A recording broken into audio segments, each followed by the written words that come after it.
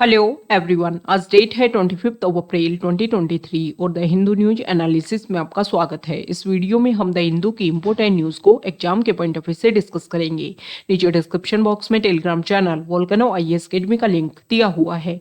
आप Telegram channel Volcano IAS Academy के साथ में जुड़ सकते हैं।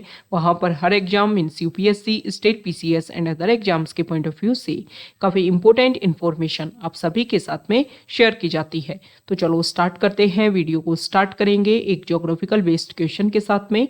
और आज आपका क्वेश्चन ये है कि माउंट एरेबस को आपको मैप में व्यू करना है, फिर इससे रिलेटेड हर इंपॉर्टेंट फैक्ट्स को एंड इंफॉर्मेशन को कमेंट बॉक्स में टाइप करना है। कल हमने आपसे क्वेश्चन पूछा था बैरन आइलैंड को लेकर के। तो बैरन आइलैंड जो है वो हमारे इंडिया का जो Andaman and Nicobar island group है, जो एक यूनियन टेरिटरी भी है, उसका पार्ट है। बैरन आइलैंड अंडमान सी में लोकेटेड है। और अगर हम डिस्कस करें तो Andaman and Nicobar island group की जो कैपिटल है पोर्ट ब्लेयर, उससे डिस्टेंस है बैरन आइलैंड का 140 किलोमीटर। अब हमने इस फैक्ट के ऊपर क्यों इतना फोकस किया, क्योंकि 2018 में यूपीएससी प्रीलिम्स में क्वेश्चन आया था और उस प्रीलिम्स में जो अलग अलग स्टेटमेंट दिए गए थे बैरन आइलैंड को लेकर के, तो यहाँ पर जो पोर्ट ब्लेयर और बैरन आइलैंड के बीच में जो डिस्टेंस 140 किलोमीटर है, उसको रिप्लेस कर दिया गया था। पोर्ट ब्लेयर को रिप्लेस कर दिया गया था ग्रेट निकोबार से। ओके मतलब बैरन आइलैंड और ग्रेट निकोबार के बीच में जो डिस्टेंस है वो 140 किलोमीटर है। तो जो भी इंपॉर्टेंट फैक्ट होते हैं किसी स्पेसिफिक चीज को लेकर के, वो आपको क्लेरिफिकेशन जो है वो होना बहुत ज्यादा जरूरी है। ओके और ग्रेट निकोबार जो है वो प्रेजेंट टाइम में न्यूज में बना हुआ है, क्योंकि हमारी सेंट्रल गवर्नमेंट जो है वो यहाँ पर एक प्रोजेक्ट एस्टेब्लिश करने की कोशिश कर रही है और जिसको लेकर के एक्टिविस्ट जो है वो काफी प्रोटेस्ट भी कर रहे हैं, क्योंकि यहाँ की जो बायोडाइवर्सिटी है वो उससे काफी ज्यादा इफेक्ट होगी। ये जो बैरन आइलैंड है, अगर हम बात करें साउथ एशिया में, तो ओनली एक्टिव वोल्केनो है। और इंडिया के पर्सपेक्टिव से भी अगर हम डिस्कस करें तो ओनली लिव वोल्केनो है। ओके तो इंपॉर्टेंट फैक्ट है बैरन आइलैंड को लेकर के। ये सारी बेसिक बातें जो हैं वो आपको ध्यान में रखनी है। द हिंदू को अगर हम डिस्कस करें तो फर्स्ट इंपॉर्टेंट न्यूज है द हिंदू की फ्रंट पेज पर, और अफ्रीका कॉन्टिनेंट जो है वहां पर है सूडान कंट्री। सूडान कंट्री में जो है क्लैश देखने को मिल रहा है वहां की आर्मी और जो पैरामिलिट्री फोर्सेस हैं उनके बीच में। तो इंडियन गवर्नमेंट क्या कर रही है, इंडियन गवर्नमेंट के अलावा अलग अलग कंट्रीज जो हैं उन्होंने भी अपना रेस्क्यू ऑपरेशन जो है वहां पर लॉन्च कर रखा है। उनके जो भी नेशनलिस्ट हैं उन सभी को अलग अलग कंट्री जो है इवैक्यूएट कर रही हैं। तो इंडिया ने भी यहाँ पर ऑपरेशन कावेरी जो है वो लॉन्च कर दिया है। जो भी हमारे इंडियंस हैं, लगभग 3000 इंडियंस जो है वो यहाँ पर फंसे हुए हैं, उन सबको रेस्क्यू किया जाएगा ऑपरेशन कावेरी के थ्रू। और इसमें 500 जो है वो पोर्ट सूडान पहुंच चुके हैं, ऐसा बोला जा रहा है। कुछ लोग जो है वो सूडान की कैपिटल खार्तूम में ट्रैप्ड हैं और कुछ जो है वो सूडान के अलग अलग जो इंपॉर्टेंट सिटीज हैं वहां पर ट्रैप्ड है। हकी पिकी जो ट्राइब है, हकी पिकी ट्राइब जो एक तरीके से जिनको बर्ड कैचर ट्राइब के नाम से भी जाना जाता है, और इसलिए फॉरेस्ट एरिया में रहते हैं, साथ ही साथ में उनको मेडिसिनल प्लांट्स की भी अच्छी जानकारी होती है। तो वो उसको लेकर के भी काफी ज्यादा जो है उसके ऊपर भी फोकस करते हैं और ऐसा बोलते हैं कि सूडान में वो ही मेडिसिनल प्लांट्स से रिलेटेड जो प्रोडक्ट्स है उनको सेल करने के लिए ही वो वहां पर गए होंगे। तो यहाँ पर जो हकी पिकी ट्राइब है, जिसके बारे में पहले भी हमने आर्टिकल डिस्कस किया था, उससे जो पर्सन है वो भी यहाँ पर 300 के लगभग जो पॉपुलेशन है उनकी, वो यहाँ पर ट्रैप है। इंडिया के पर्सपेक्टिव में अगर हम देखें तो हकी पिकी ट्राइब जो है वो रिलेटेड है किसको लेकर के, वो रिलेटेड है ये जो कर्नाटका जो स्टेट है वहां पर 2011 की जो सेंसस है उसके अकॉर्डिंग अगर हम डिस्कस करें तो 11,000 लगभग पॉपुलेशन है किसकी, हक्की पिक्की ट्राइब की कंनाटका में। और साथ ही साथ में एक वागरी लैंग्वेज जो है उनकी मदर लैंग्वेज है, और जो वागरी लैंग्वेज है उसको यूनेस्को की कुछ ऐसी लैंग्वेज जो काफी ज्यादा खतरे में है, डेंजरस स्टेज में है, तो उसमें लोकेटेड है, उसमें एक तरीके से लिस्टेड है वागरी लैंग्वेज। तो इसलिए भी न्यूज जो है वो इंपॉर्टेंट हो जाती है। तो ऑपरेशन कावेरी हमारे लिए इंपोर्टेंट हो गया, हक्की पिक्की ट्राइब जो हमारे लिए इंपोर्टेंट हो गया, सूडान की जो लोकेशन है वो हमारे लिए इंपोर्टेंट हो जाती है, और ऑपरेशन कावेरी हो गया। तो हमें कुछ और बेसिक बातें पता होनी चाहिए। अलग अलग एरिया में अलग अलग लोगों को इवैक्यूएट करने के लिए इंडियन गवर्नमेंट ने टाइम टू टाइम अलग अलग ऑपरेशन लॉन्च किए हैं। जैसे कि अभी प्रेजेंट टाइम के कुछ ऑपरेशन के नाम हम डिस्कस कर लेते हैं। कोविड के टाइम में हमारे इंडियंस जो है वो अलग अलग एरिया में ट्रैप थे, तो उनको निकालने के लिए हमने एक तो वंदे भारत मिशन लॉन्च किया, और सी एरिया से जिन लोगों को लाया गया उसके लिए समुद्र सेतु प्रोजेक्ट। और अभी रशिया यूक्रेन वॉर जो लास्ट ईयर स्टार्ट हुआ, तो यूक्रेन से स्पेसिफिक जो हमारे मेडिकल स्टूडेंट्स हैं उनको इवैक्यूएट करने के लिए ऑपरेशन गंगा जो है वो हमने लॉन्च किया था। ओके, तो ये कुछ बेसिक बातें हैं वो आपको पता होनी चाहिए। नेक्स्ट इंपॉर्टेंट आर्टिकल है चीता को लेकर के। आप सभी को पता है कि हमारे इंडिया में 1952 में चीता को एक्सटिंक्ट डिक्लेयर कर दिया गया था। अब चीता को जैसे ही एक्सटिंक्ट डिक्लेयर किया गया, उसके बाद में स्पेसिफिक इंडियन गवर्नमेंट ने काफी लंबे टाइम से फोकस किया गया कि चीता को दोबारा से हमारे इंडिया में रीइंट्रोड्यूस किया जाए। हालांकि हमने एशियन चीता जो है उसके ऊपर फोकस किया गया। एशियन चीता की जो प्रेजेंट टाइम में पॉपुलेशन है वो ईरान कंट्री में ही प्रेजेंट है और अदर एरिया में वो खत्म हो चुका है उसकी पॉपुलेशन। तो ईरान में देखो पॉपुलेशन काफी कम है, तो इसको लेकर के एशियन चीता जो है वो रीइंट्रोड्यूस इंडिया में नहीं किया जा सका। उसके बाद में इंडिया ने जो है वो अफ्रीकन चीता के ऊपर फोकस किया और लास्ट ईयर जो है वो हम इस साल के स्टार्टिंग में साउथ अफ्रीका से, उससे पहले नामीबिया से हम लेकर के आए अफ्रीकन चीता।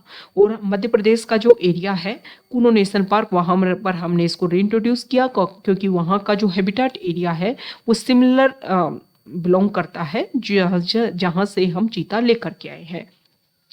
तो अभी प्रेजेंट टाइम में जितने चीता लाए गए उनमें से 2 की जो है वो डेथ देखने को मिली है। तो मध्य प्रदेश गवर्नमेंट ये चाह रही है कि जिस तरीके से इश्यू देखने को मिल रहा है, तो कूनो नेशनल पार्क का एक अल्टरनेटिव, मतलब ये जो चीता है इनका एक अलग एरिया जो है वो डिसाइड किया जा सके ताकि वहां पर चीता जो है वो और रह सके। तो मध्य प्रदेश गवर्नमेंट ने डिसाइड किया है कि Gandhi Sagar wild life sanctuary जो है, जो मध्य प्रदेश का जो नॉर्दर्न वेस्टर्न पार्ट है, मतलब राजस्थान के साथ में जो बॉर्डर शेयर करता है मध्य प्रदेश स्टेट, उस एरिया में जो Gandhi Sagar wild life sanctuary है उस एरिया को भी बनाया जा सके, चीता को वहां पर भी रखा जा सके। हालांकि चीता रीइंट्रोडक्शन प्रोजेक्ट के बारे में ये बोला जाता है कि कोई भी स्पीसीज को जब हम रीइंट्रोड्यूस करते हैं, अगर उसमें टोटल पॉपुलेशन जो हम लेकर के आए हैं उसमें से अगर 50% भी लिव्ड रहते हैं तो वो प्रोजेक्ट जो है वो सक्सेसफुल माना जाता है। ओके, तो अब तक 20 जो चीता है वो इंडिया में रीइंट्रोड्यूस किए गए हैं, जिसमें 2 की डेथ देखने को मिली है। तो ये बेसिक बातें हमने डिस्कस की, जो रीइंट्रोडक्शन प्रोग्राम है उसके बारे में हमने डिस्कस किया। नेक्स्ट इंपोर्टेंट आर्टिकल है, आज इसके बारे में हम जो एडिटोरियल पेज है वहां पर भी डिस्कस करेंगे। यहाँ पर जो आर्टिकल है, सुप्रीम कोर्ट में तेलंगाना जो गवर्नमेंट है उसके थ्रू, तेलंगाना स्टेट के थ्रू जो है एक पिटीशन डाली गई और इस पिटीशन में जो है वो एक बात बोली गई कि उस बात में ये बात क्लेरिफाई किया गया कि गवर्नर जो है उनको कोई भी गवर्नमेंट जो है वो बिल अगर पास करती है और गवर्नर के पास में असेंट के लिए भेजती है तो गवर्नर को उन बिल के ऊपर बैठना नहीं चाहिए। बैठने का मतलब ये नहीं है कि गवर्नर बिल जो है वो अपनी सीट पर रख ले, मतलब ये है कि उसके ऊपर या तो आप अपनी रजामंदी दो या तो अपना असेंट दो या फिर उसको दोबारा से लेजिस्लेचर के पास भेजो या फिर जो है आप उसको प्रेसिडेंट की असेंट के लिए भी श्योर कर सकते हो। ओके, लेकिन उसके ऊपर एक्शन होना चाहिए एज सून एज, जैसा कि आर्टिकल 200 हमारे कॉन्स्टिट्यूशन का बोलता है कि एज सून एज जो है उसके ऊपर काम होना जरूरी है।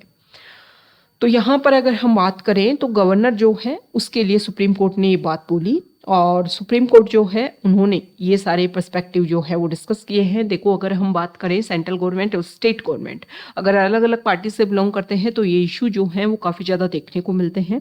एडिटोरियल पेज पर जो हम आर्टिकल डिस्कस करेंगे वहाँ पर तमिलनाडु गवर्नमेंट ने जो रेजोल्यूशन की बात की है उसी से रिलेटेड आर्टिकल है। तो यहाँ पर जुडिशरी ने बोल दिया है कि जैसा कि आर्टिकल 200 जो है वो हमारे लिए एक पॉइंट रखता है कि एज सून एज पॉसिबल, मतलब टाइम क्राइटेरिया जो है वो डिसाइड नहीं है आर्टिकल 200 में, लेकिन जितना जल्दी हो सके इसके ऊपर गवर्नर जो है उसको काम करना चाहिए। ओके, नेक्स्ट इंपोर्टेंट आर्टिकल है एडिटोरियल पेज पर, हम यहीं पर इस आर्टिकल को डिस्कस कर लेंगे। राइटर जो है उन्होंने तमिलनाडु गवर्नमेंट ने अभी अपना एक जो बेसिक बैकग्राउंड किया, उन्होंने एक रेजोल्यूशन पास किया और प्रेसिडेंट को बोला है कि वही जो गवर्नर है उसके लिए एक टाइम पीरियड जो है वो डिसाइड होना चाहिए कि इतने टाइम में वो बिल को लेकर के कोई भी अपना पॉइंट जो है वो रखेंगे। ओके, तो यहाँ पर अगर हम बात करें तो यहाँ पर बताया गया है कि हमारा जो कॉन्स्टिट्यूशन है उस कॉन्स्टिट्यूशन का आर्टिकल 355 जो है वो बोलता है कि it shall be the duty of the union to ensure that the government of every state is carried on in accordance with the provision of the constitution. Okay, The general meaning and purpose of the article was explained by B.R. Ambedkar in the Constituent Assembly to provide jurisdiction, to provide justification for the invasion of the provincial field, which the union government may have to do. Okay, but the Constitution is a dynamic document whose concepts and doctrine have been interpreted and reinterpreted and also expanded by courts from time to meet the changing need of society. तो देखो article 355 जो है ये बात बोलता है कि state government जो है वहाँ पर स्टेट में जो भी कॉन्स्टिट्यूशन के अकॉर्डिंग काम हो सके, और इसको लेकर के ये सेंट्रल गवर्नमेंट की ड्यूटी है, यूनियन की ड्यूटी है कि वो इस चीज़ को अश्योर करे। अगर वहाँ पर ऐसा नहीं चल रहा है तो स्टेट जो गवर्नमेंट जो है वो एक चीज़ को लेकर के अवेयर करवा सकते हैं सेंट्रल गवर्नमेंट को, और सेंट्रल गवर्नमेंट जो है उसके अकॉर्डिंग काम करे। तो इस आर्टिकल के बारे में बोला गया है, और वैसे कॉन्स्टिट्यूशन के बारे में बोला गया है क्योंकि कॉन्स्टिट्यूशन एक लिविंग डॉक्यूमेंट है। टाइम के साथ में कॉन्स्टिट्यूशन जो है उसमें टाइम टू टाइम चेंज देखने को मिलता है, एक रिवाइवल चीज़ें जो हैं वो वहाँ पर देखने को मिलती हैं। तो इन सब पॉइंट्स के बेसिस पर हम इस बात को लेकर के फोकस कर सकते हैं कि जो सेंट्रल गवर्नमेंट है वो भी इसके लिए काम करे और स्टेट गवर्नमेंट जो है वो भी इसके लिए काम करे। तो यहाँ पर आर्टिकल 200 के बारे में बात की गई है। आर्टिकल 200 जो है उसमें देखो चार बात बोली जाती हैं। जो गवर्नर जो है वो किसी भी बिल को अपने पास में होल्ड कर सकते हैं, वापस भेज सकते हैं, और प्रेसिडेंट जो है उसको लेकर के इस चीज़ को लेकर के काम कर सकते हैं कि प्रेसिडेंट जो है वो इसमें क्या करे। देखो यहाँ पर ऑप्शन है, these options are to give assent, to withhold assent and to send it back to the assembly to reconsider it, और to send the bill to the president for his consideration. तो अगर reconsider के लिए assembly के पास भेज जाता है, assembly जो है उसमें कोई चेंज नहीं करके वापस भेजती है, तो वो गवर्नर जो है उसको अलाउ करेगा, उस पर अपनी एश्योरेंस देगा ही देगा। यहाँ पर बात की गई है यूके के बारे में, क्योंकि यूके से ही हमने जो प्रोसीजर है पार्लियामेंट्री फॉर्म ऑफ गवर्नमेंट वो हमने यूके से लिया है। तो यूके में क्या होता है कि गवर्नर जो है वो किसी भी बिल को लेकर के अपनी बात जो है वो इस तरीके से रख सकता है कि काउंसिल ऑफ मिनिस्टर जो है उसे डिस्कशन के थ्रू जो है वो उसको मना कर सकता है। तो अगर काउंसिल ऑफ मिनिस्टर से डिस्कस करके मनाही करना है तो काउंसिल ऑफ मिनिस्टर बिल को क्यों पास करेगी। ओके, तो हमारे कॉन्स्टिट्यूशन जो है उसमें आर्टिकल 154 जो है वो बात करता है कि whether he can do so only on the advice of the Council of Minister. Under Article 154 of the Constitution, the governor can exercise his executive powers only on the advice of Council of Minister.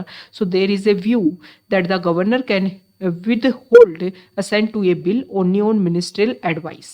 Okay, तो ऐसा बोला गया है कि देखो governor जो है, सीधी सी बात आप ये समझिए, कॉन्स्टिट्यूशन का आर्टिकल 355 सेंट्रल गवर्नमेंट को ये बात बोलता है कि स्टेट गवर्नमेंट जो है वहाँ पर कॉन्स्टिट्यूशन के अकॉर्डिंग काम हो रहा हो। आर्टिकल 200 जो है वो ये बात बोलता है कि गवर्नर जो है या तो इस पर अपना असेंट दे या होल्ड करके असेंट को, या फिर जो है प्रेसिडेंट के पास भेजे या फिर रिकंसिडरेशन के लिए भेजे।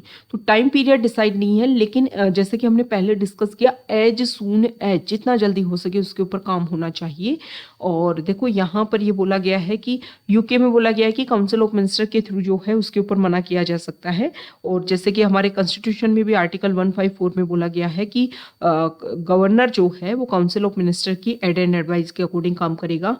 लेकिन जैसे कि काउंसिल ऑफ मिनिस्टर मतलब एक तरीके से जो लेजिस्लेचर है वो लॉ को पास करके उनके पास में बिल को पास करके उनके पास भेज रही है, तो उनकी ड्यूटी बनती है कि वो उनकी बात को अश्योर करे।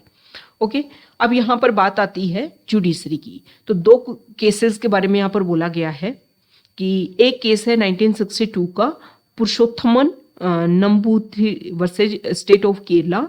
इस केस में जो है एक बात बोली गई थी कि a bill which is pending with the governor does not lapse on the dissolution of the assembly. Assembly जब डिसॉल्व होती है तो गवर्नर के पास कोई बिल पेंडिंग है तो वो क्या नहीं होगा, लैप्स नहीं होगा। लेकिन ये जो जजमेंट है वो कि असेंट की क्या प्रोसीजर होगा, मतलब किसी भी बिल को गवर्नर की असेंट मिले इसका क्या प्रोसीजर होगा, इसके बारे में इस केस में नहीं बताया गया। दूसरा केस है 1983 का, इसमें pharmaceuticals limited versus state of Bihar.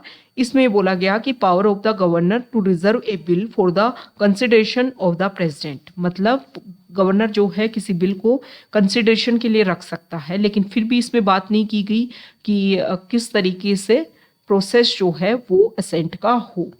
तो यहाँ पर बोला गया है कि इसको जुडिशरी में एक तरीके से टैकल किया जाए। और देखो, पहले ही हमने डिस्कस किया कि हमारे कॉन्स्टिट्यूशन जो है वो टाइम टू टाइम जो है इसमें इवेल्युएट किया गया है, टाइम टू टाइम जो है उसमें इंक्लूजन किया गया है, टाइम टू टाइम जो है इसमें नई नई बातें रखी गई हैं। तो प्रेजेंट टाइम में इस टर्म को लेकर की कि क्या टाइम पीरियड हो एक बिल को पास करने का, एक बिल को असेंट देने का गवर्नर के पास में, इसके लेकर के जुडिशरी जो है इस पर डिस्कशन करे। नेक्स्ट इंपॉर्टेंट आर्टिकल है टेक्स्ट पेज पर। और अभी सूडान में जो इशू देखने को मिल रहा है ये है वेगनर ग्रुप, और इसके बारे में यहाँ पर बताया गया है। वेगनर ग्रुप एक तरीके का प्राइवेट ग्रुप है, मतलब लोग जो हैं वो अपने लेवल पर एक आर्मी बनाए और मतलब उसमें वॉरियर हों और उनके पास वेपन हो, सब कुछ हो, और वो जहाँ पर भी कोई क्लैश दिख रहा है वहाँ पर जो है एक तरीके से जो वहाँ की गवर्नमेंट है उसके साथ में मिलकर के जो भी अदर पार्टी है उसके खिलाफ में जो है वो लड़ाई करे। तो यहाँ पर इस आर्टिकल में बताया गया है कि ये जो वेगनर ग्रुप है ना, वो अगर हम बात करें तो अफ्रीका के अलग अलग एरिया में, अलग अलग कंट्री जो है वहाँ पर कुछ जगह जो है वो मिलिट्री एंड पॉलिटिकल एंगेजमेंट में और कुछ जगह इकोनॉमिक एंड पॉलिटिकल एंगेजमेंट में जो है वो मिले हुए हैं, और अलग अलग कंट्री में जो है इनका क्लैश देखने को मिलता है। ये जो वेगनर ग्रुप है वो रशियन पैरामिलिट्री ऑर्गेनाइजेशन है, हेडेड बाई, ये नाम आपको ध्यान में रखना है, येवजेनी प्रिगोजिन। ओके, और counter militancy operation in Africa में इन्वॉल्व है। और अभी कुछ टाइम पहले रशिया में इस तरीके का इनका ऐड देखने को मिला जहां पर जो यूथ है उसको अलाउ किया जा रहा था कि आप आकर के वेगनर ग्रुप को ज्वाइन कर सकते हो। नेक्स्ट इंपॉर्टेंट आर्टिकल है न्यूज़ पेज पर, और यहाँ पर हम डिस्कस करेंगे, एक सेकेंड, हाँ देखो, ये डिसीजन लिया जा रहा है कि वाइब्रेंट विलेजेस प्लान जो है उसको पीएम गति शक्ति प्रोग्राम के साथ में मर्ज किया जाएगा। मतलब सबसे पहले तो आपको ये पता होना चाहिए कि वाइब्रेंट विलेज प्रोग्राम क्या है। तो वाइब्रेंट विलेज प्रोग्राम का मेन टारगेट ये है कि हमारा जो बॉर्डर एरिया है वहाँ पर हम इंफ्रास्ट्रक्चर एंड जो विलेजेस हैं उनको एस्टेब्लिश करें, स्पेसिफिक चाइना के साथ में हमारे बॉर्डर एरियाज जो बनते हैं, ताकि टूरिस्ट जो हैं वो बॉर्डर एरियाज तक आ सकें। और मेन फोकस इसमें किया जाएगा कि जो विलेजेस है वहाँ पर एस्टेब्लिशमेंट हो, उसके थ्रू हमारे बॉर्डर एरियाज पर अवेलेबिलिटी जो है वो हो सके। अब इस वाइब्रेंट विलेज प्रोग्राम में क्या फोकस किया गया है कि हमारे इंडिया के 4 स्टेट और 1 यूनियन टेरिटरी का 46 बॉर्डर ब्लॉक्स और 2967 जो विलेजेस है उसमें प्रोग्राम लॉन्च होगा। और मेन टारगेट क्या रहेगा कि जो हमारे बॉर्डर एरियाज में जो विलेजेस हैं वहाँ पर हम क्या करें, वहाँ से लोग जो है हटे ना, वहीं पर बने रहें। Okay, one of the objective of the program is to stop the migration of border population. Okay, तो मेन टारगेट ये है, और अब इसको पीएम गति शक्ति जो प्रोग्राम है उसके अंडर इंक्लूड किया जा रहा है, क्योंकि बहुत सारी मिनिस्ट्री जो हैं वो इसमें मिलकर के काम कर रही हैं। नेक्स्ट इंपॉर्टेंट आर्टिकल है यहाँ पर मलेरिया को लेकर के। और देखो, मलेरिया जो है उसके बारे में अगर हम बात करें तो केसेज जो हैं वो टाइम के साथ में डिक्रीज हुए हैं, लेकिन एक नोटिफिएबल डिजीज है अभी भी इंडिया में। अगर हम बात करें तो 2027 तक इंडिया ने डिसीजन लिया है कि मलेरिया फ्री हम इंडिया को रखेंगे, और 2030 तक जो है इस डिजीज को हम बिल्कुल एलिमिनेट कर देंगे। मतलब सस्टेनेबल डेवलपमेंट ग्रुप्स जो है वो हम इम्प्लीमेंट करने की जो बात सोच रहे हैं, उसी के बेसिस पर जो है वो ये सारा जो टाइमलाइन है, टाइम पीरियड जो है वो हमने डिसीजन लिया है। लेकिन हमें फोकस करना होगा। अगर हम 2015 से 2022 के बीच में देखें तो केसेज, मलेरिया केसेज जो हैं वो भी डिक्लाइन हुए हैं, और जो मलेरिया की वजह से जो डेथ हैं वो भी डिक्रीज हुई हैं। लेकिन हमें क्या करना होगा, हमारे इंडिया को एलिमिनेट करना होगा। किसको लेकर के? मलेरिया को लेकर के। और अभी भी हमें जो अगर हम बात करें तो मलेरिया केसेस फिर भी काफ़ी ज़्यादा है, लेकिन तो हमें फोकस करना है कि जो टारगेट हमने डिसाइड किया है उसको हम अचीव कर पाएँ। ओके, तो ये आज का हमारा द हिंदू न्यूज़पेपर का डिस्कशन था। अगर आप यहाँ तक आए हैं, वीडियो आपको अच्छा लगा है तो प्लीज़ वीडियो को लाइक कीजिए, शेयर कीजिए और चैनल को सब्सक्राइब कीजिए। Okay, thank you.